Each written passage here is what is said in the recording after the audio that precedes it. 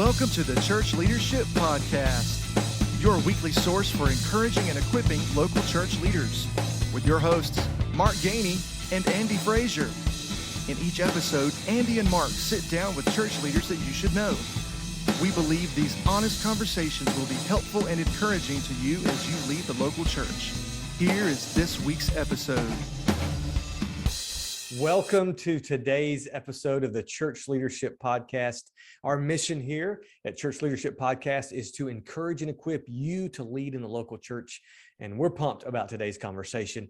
It's not just going to be informative and encouraging, it's going to be fun as well. But I'll let Andy tell you the details about that. Before we even get there, though, I want to encourage you to subscribe to the podcast. We don't want you to miss a single episode. If you're anything like most podcast listeners or watchers, you really only pay attention to and listen to the podcast that you subscribe to. That's certainly the way I am. So we don't want you to miss any episodes. So make sure you go over, subscribe to the podcast, and let us know. Drop us a line. Let us know what you would like to see or hear on the podcast.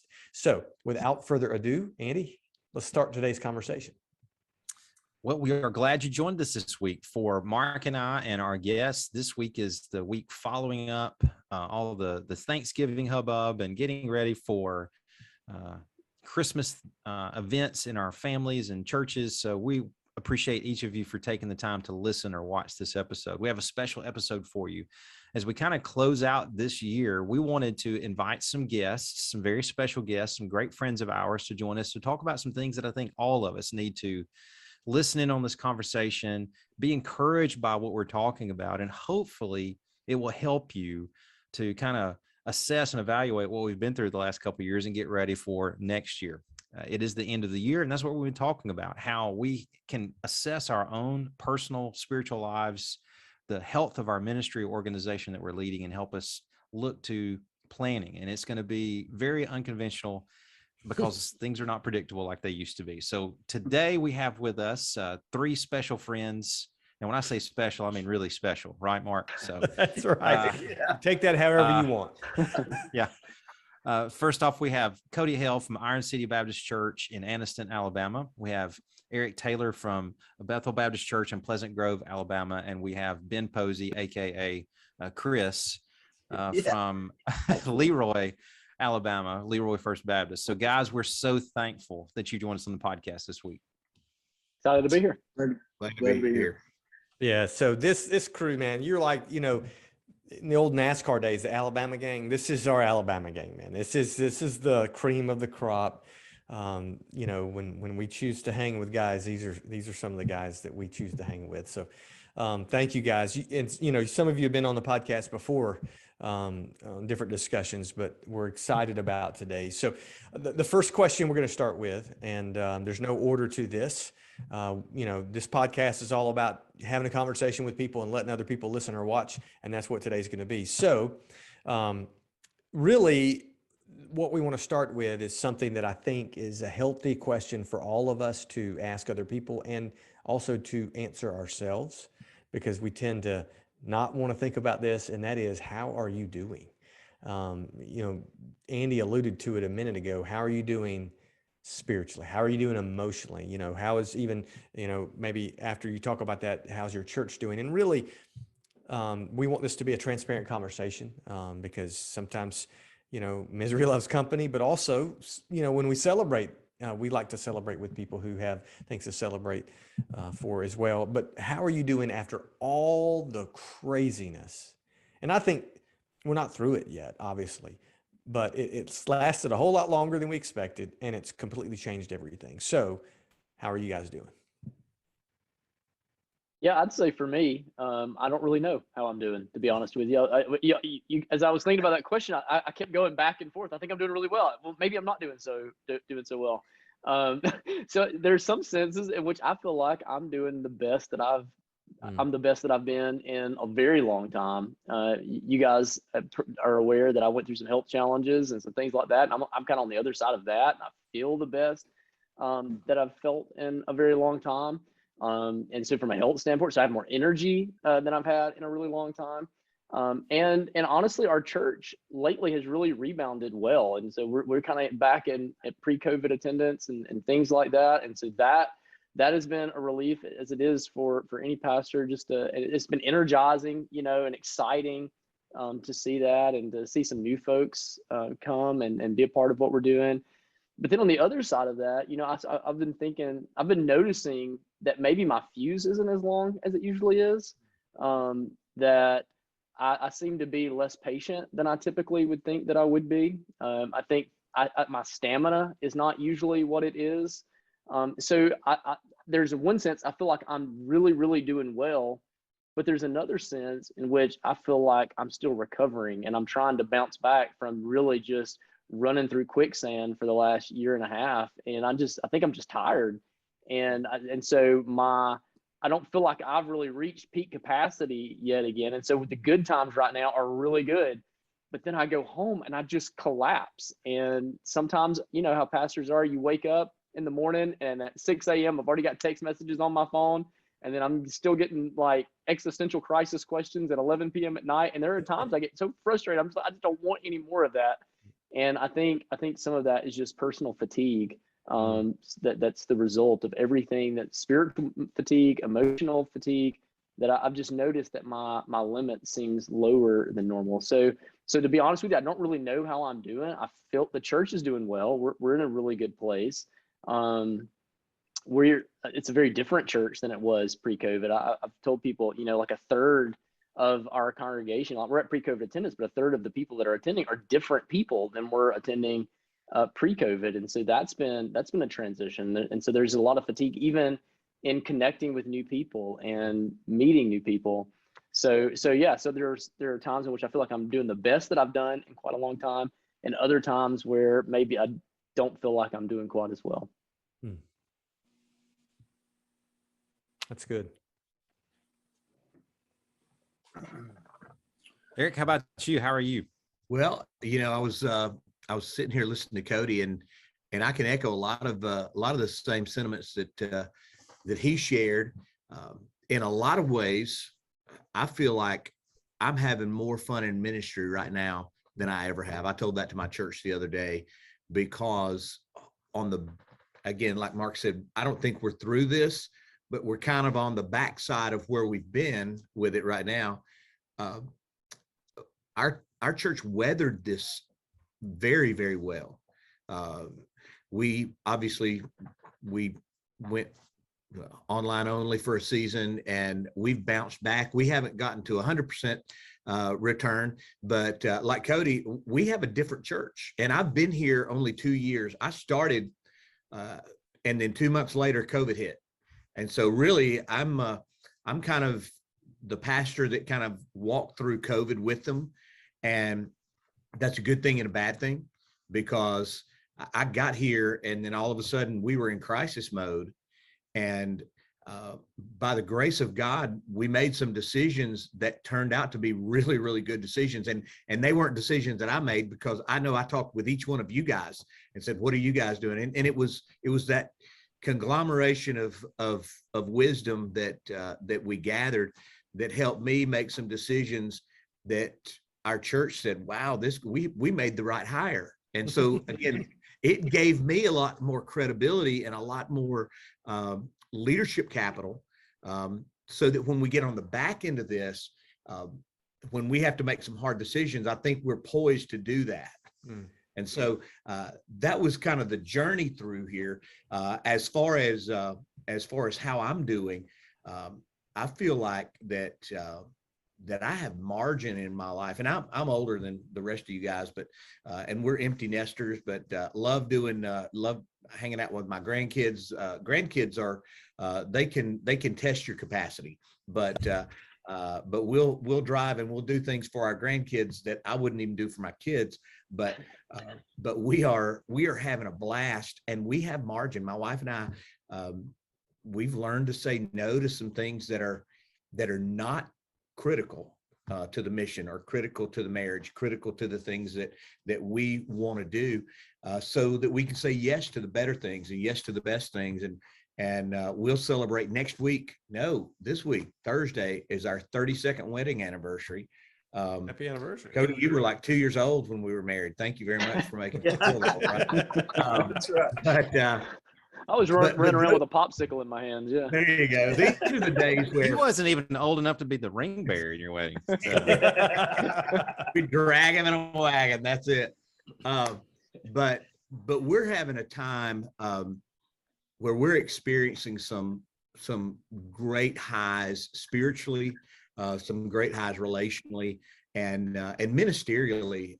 Things are going well. Now, that's not to say, boy, he's got it all together. I don't. In fact, before we got on this call, I deleted my Facebook, my Instagram, and my Twitter account from my phone because I wanted, and again, I've been wrestling with that for some time because I have fear of missing out. I don't want to miss out on anything. And I rationalize that by saying, that's where our people are. And that's, if I want to know stuff about my church and my people, I need to be on there. But guys, it has become a drain for me. And so I asked a few people that I trust. I said, listen, what do you think about me just backing off of this thing for 30 days? They said, do it. And if your world falls apart because you're off of social media for 30 days, your world wasn't what it should have been anyway. Yeah. And Eric, let me say this real quick. What you're not saying is don't stop listening to podcasts, but social media. Yeah. Actually, okay, take a break. That creates greater capacity for the podcasts that I have not been able to catch up on. So I need to go back and listen to the last 3 podcasts that dropped on the last few Tuesdays. So, hey, listen, my student pastor hasn't listened to a single one. So, hey, that's the leadership issue, and you'll get there. You'll get there. You have time to read a little orange book I saw too, right? I mean, there's time to read 4 invitations. Hey, absolutely. That's good. Actually, I've read 2 invitations, and I'm overwhelmed now, so I'm just going to do. Well, Ben, how you doing, stuff, man? Yeah, I think I could echo some of Cody and Eric as well. I think the first going into COVID, I had the mentality after the first month or so, realizing, okay, this is going to take longer than 2 week period that they said it would take. And I started looking around and I started seeing things in our church. I'd only been here 2 years at that point. And so started seeing some things. I said, okay, I just, my theme for like a year there was like, I just don't want to waste the opportunity I'm getting at this point. Don't want to waste the opportunity COVID's giving us in the midst of the chaoticness of COVID, and wouldn't want to go through it again, but y'all understand what I mean. Didn't want to waste those opportunities that we were getting by slowing down and stepping back and having to quit things that, we'd been doing for decades. But, about 2 months ago, I don't know if I shared this with you guys or not, but about 2 months ago, I kind of hit my wall. I hit my COVID wall where I was just like, I'm done. I don't know what I'm doing. I don't know if this is worth it. I'm tired, struggling, caused me to have struggles at home, and those kind of things as well. My personal life, ministry. I remember sitting down with my youth pastor that week, just walking in his office. I was like, man, I'm discouraged. I'm depressed. I said, I don't know if I want to do this anymore. And I just was honest with him, and he was about the same place I was. I think we were both kind of feeling each other's disappointment too, rubbing off on each other in a negative way. And so, that was 2 months ago, and it was a rough, probably about a rough 2 or 3 weeks, particularly for me, emotionally, spiritually. I feel like I'm rebounding from that a little bit.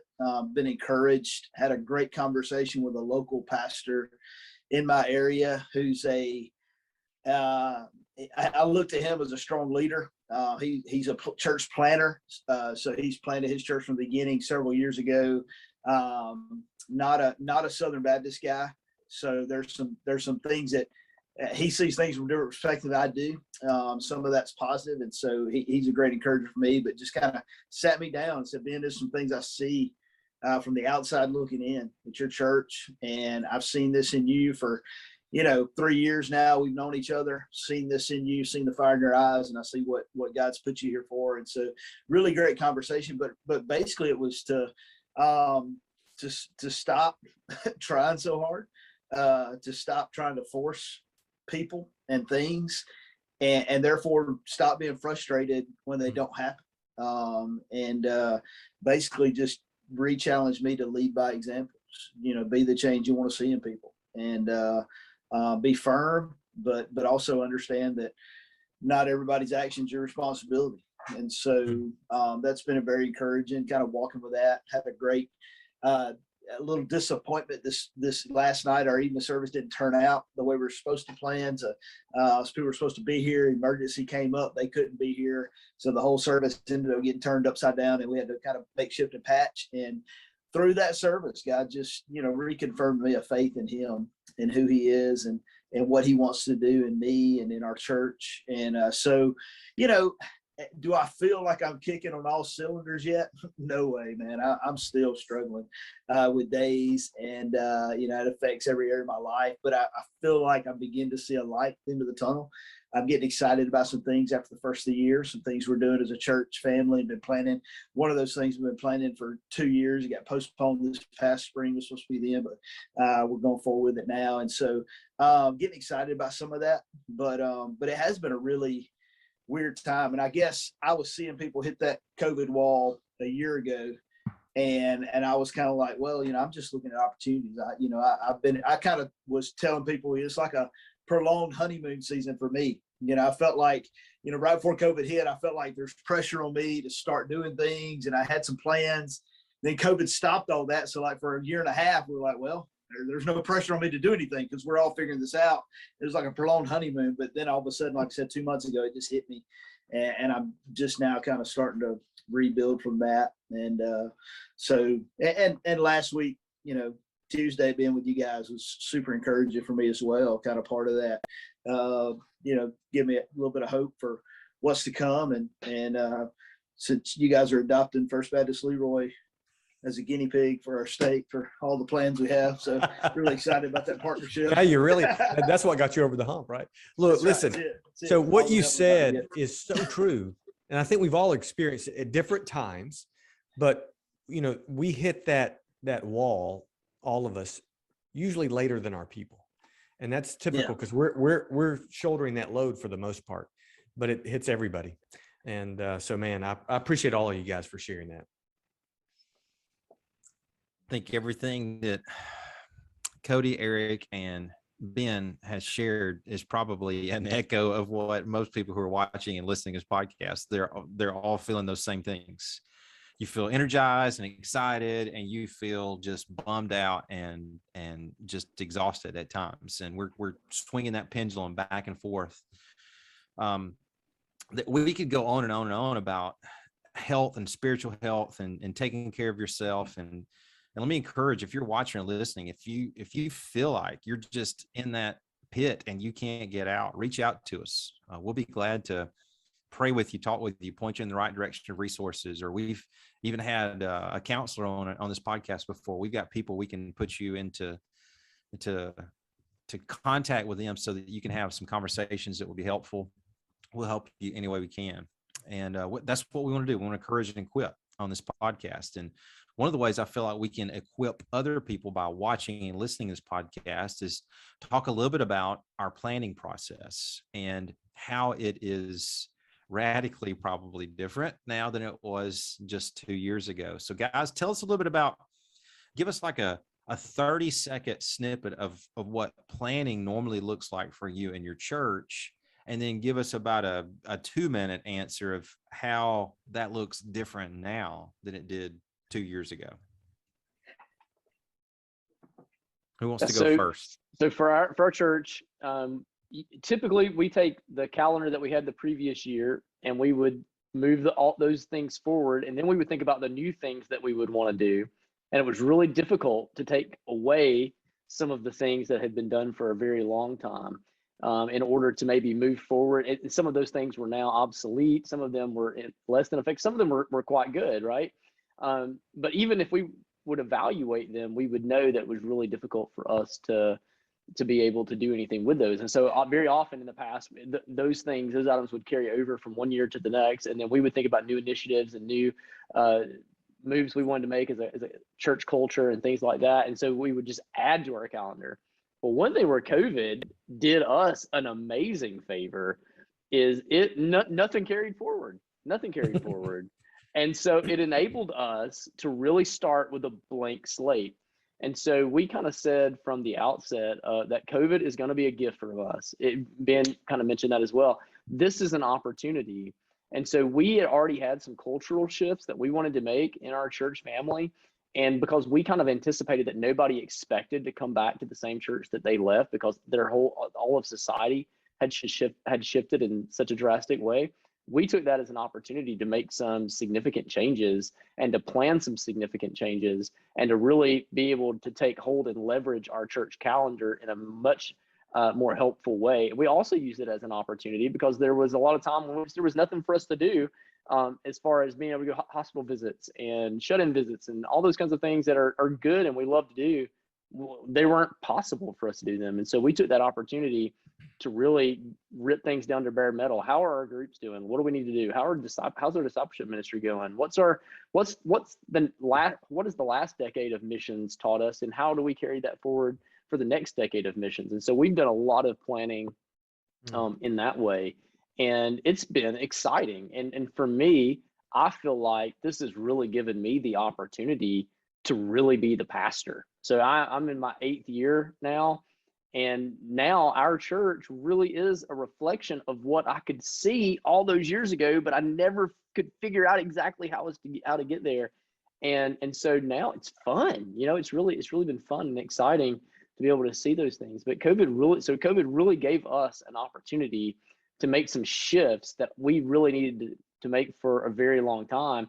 And now that we've made those shifts, our people enjoy them, and they're really starting to spin the flywheel and be a lot of fun. And so I would say our planning is completely different right now than it was pre-COVID.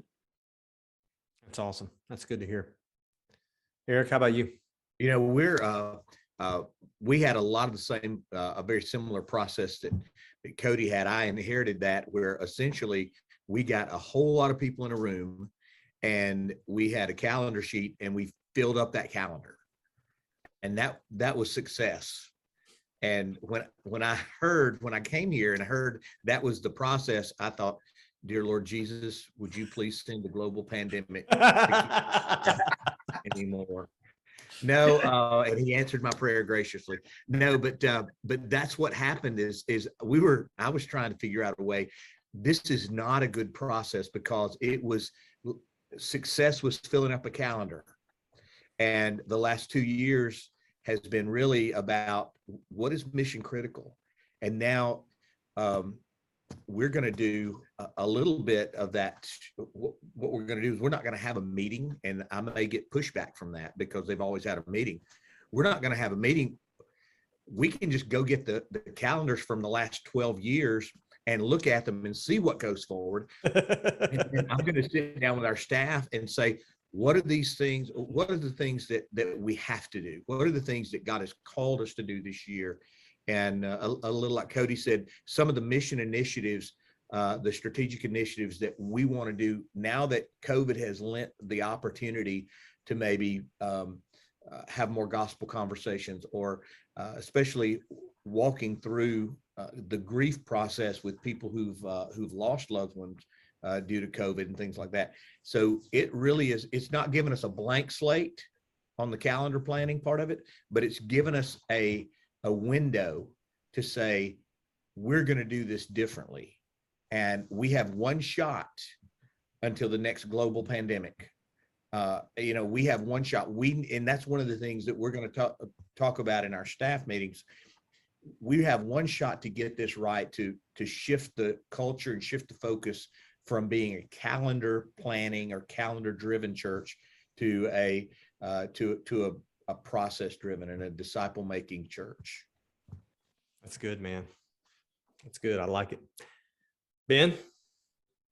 Yeah, I think some similarities there as far as events, calendar kind of stuff with our church is how we did things. And honestly, like I said, I've only been here a couple of years. As far as planning stuff goes, there was very little church-wide changes that I was putting my hands on. I was more, how am I directing people behind the scenes? And so some of that with COVID, obviously, the story goes, last 2 years, everything's gone away. So a lot of things we normally plan to do, when we do very big, went away. Couldn't do them. If we did them, we couldn't do them the same way we did before. So facing a lot of that. One thing, as far as future wise going forward, a couple of things we're looking at doing. I'm setting up next year as a big focus on trying to equip leaders. One thing is we're hoping, we haven't set the date yet. We're waiting on, I'm waiting to talk with the state office about Sunday school training night, getting some of those guys come down there. And Sunday school training leaders is where the guinea pig for the state office. But I'm looking at planning a deacon workshop where I'm actually going to be focusing on what does a deacon do? Because that's something that we've got to we are a deacon-led church. I mean, our deacons lead the church. In fact, the joke from the previous pastor here, when he called me, he said when he got to the new church, he asked his staff guys, when's the deacons meeting? And they were like, what do you mean? He's like, the meeting where the deacons tell us what to do. They were like, there's not one of those. You tell the deacons. So we're very much, deacons kind of tell us what we're doing, kind of church mentality. And so, which we got some great guys in that. That's not been a horrible nightmare like you would think it could be in some places for us. But it is something we're trying to, if you were to poll our deacon guys, what they do, you'd get a bunch of different answers. And so we're trying to simplify it and say, okay, what do we do? What do deacons do? What does that work? So that's one thing we're working on this year. Plus just pouring into other leaders. We got some new children's directors, co-leaders for the children's ministry we're trying to pour into over the next several months, trying to equip them and empower them to do ministry. I don't feel like we're in a place where I don't have any grand visions for 2022 being the turning First Baptist Church Leroy upside down, and we're going to be this massive, all of a sudden, disciple-making movement church by December.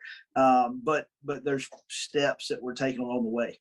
I think the mind shift for me the last couple of months has been how do I simplify what I'm doing ministerially wise, discipleship wise? How do I make that more effective? How do I be more firm in smaller areas so that we can make big changes in the future, but small changes now? And so that's where my ministry focus has been. And I feel like the last 2 years was, like I said, I didn't want to waste that. We got to expose some things in our area that some issues we had before COVID. COVID exposed those things. It didn't create any new problems. It just exposed the holes that were there in ministry. And so we're going to spend this year trying to shore up some of those things, using some staff and directing them as well, and our deacons. So very good. Thank you guys again for sharing all that. That's I think that's an encouragement to those listening and watching, and maybe some things they haven't thought about that will be helpful. Real quick, before we close, we're pushing time already, but 15 seconds or less, what are you most excited about in terms of your church for 2022? I'm excited about, we're launching 5 new groups in February, 5 new connection groups. And so that's the biggest new launch of groups, and as far as I know in our church's history. And so really excited about new people that we have to connect and new opportunities to be able to connect them. And the leaders that are leading those groups are stellar leaders. So I'm really thrilled about that. Awesome. Very good. I'm excited, not about a thing, but really about an attitude. I think our church's attitude is they're ready to move forward. They're ready to embrace what God has put on this side of COVID and allowed us to say, okay, we want to be everything that God created us to be as a church. Awesome. I think for me, I'm excited and hopeful. We got an event first of the year that hopefully is going to open up into some of these conversations that I was talking about with deacons and other leaders and trainings. I'm just excited about the platform for those conversations to take place, where I can hear from my leaders what they think they ought to be doing. And then I think that's going to give me a great opportunity to speak into that and to be able to lead biblically as a leader, to say, this is what your role is. And so I'm excited about those opportunities for those conversations to take place. Awesome. Mark, I'm excited about more conversations with these guys and some other people that we respect and appreciate in 2022. Absolutely. Because I have benefited a great deal from hearing Cody, Eric, and Ben share today. Their story seems to be our story. Their hurts and their disappointments and their exhaustion seems to be a shared thing, but also I think we all share this anticipation and excitement for what God has in store for us next year. No doubt. Guys, thank you so much for joining us, or, just being patient as we ask these questions that are tough to answer sometimes. But I think you being willing to do that and your honesty and transparency is really going to help encourage a lot of leaders in churches, not just in Alabama, but all across the nation and world. So guys, again, thank you so much for joining us. And for those watching and listening, we are super thankful for you. And we know that today's conversation has been an encouragement, and we hope it helps equip you to lead in the local church. We'll see you next time.